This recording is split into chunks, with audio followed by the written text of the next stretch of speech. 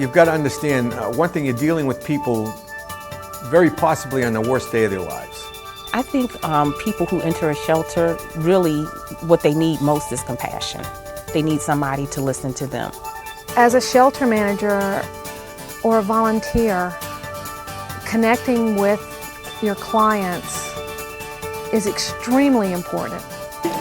How are things? Fine. We're doing okay. You're doing okay? We're trying to. Okay, that's great. Virgen, ¿y tú cómo estás? As you walk around, you should be talking to the shelter residents. Find out what's going on. Do you need anything? And some people just like to vent. If my house was just washed down a river, I sure would like to talk about it. Any of your concerns, we do, please let us know so that we can get it passed on to the program. After you are in a shelter for a while, one of your biggest challenges is communication. Because if you do not provide the clients with constant communication and updated information, you will notice that they are starting to provide themselves with information, whether it's just through rumor mill or because one person gets information that may be related to them, but not everybody. And when the clients start hearing that, they start spreading it. I believe that the shelter manager and the shelter staff should interact with these citizens to let them know that they're there, they understand their situation, and to have some form of a comfortable setting, a family-oriented setting within that shelter. Let those citizens know that any issues that they may have, please bring it to your attention so that you can attempt to address those issues. If in fact you can't, communication is always one of the biggest keys in minimizing any problems.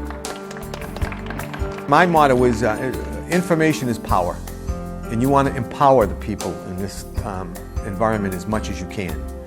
And if that means passing bad news, then you pass bad news. If it means passing good news, you pass good news. The question to us from the rec center was, are we using the building? Staff meetings are important to the folks in the shelter, the staff, because it is the most effective way to pass information at one point, at one time, and everybody gets the same message. The staff needs to know when the next shift is coming, if there are any staffing challenges, if anybody's going to be asked to carry over to help assist with the next shift. Staff needs to know if we are having any challenges before the clients approach us. So I would go ahead and start setting up family services like we're going to get the 60 buses. I think we're not. Routine is very, very comforting and to people that are going through disaster.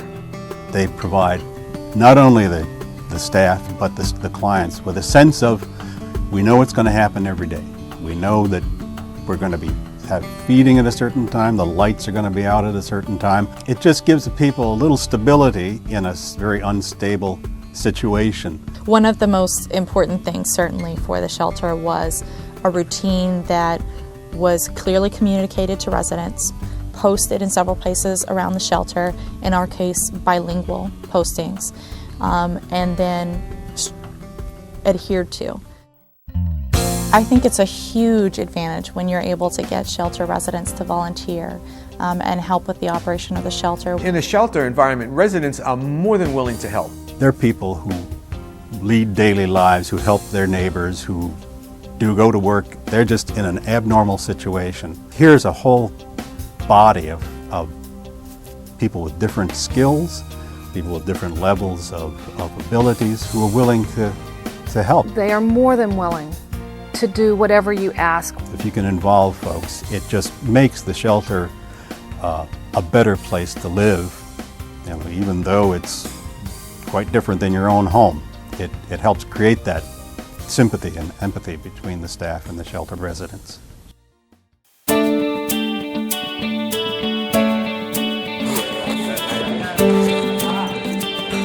Every Red Cross shelter manager and volunteer has one goal in mind, and that's the Red Cross mission. You never lose sight of that.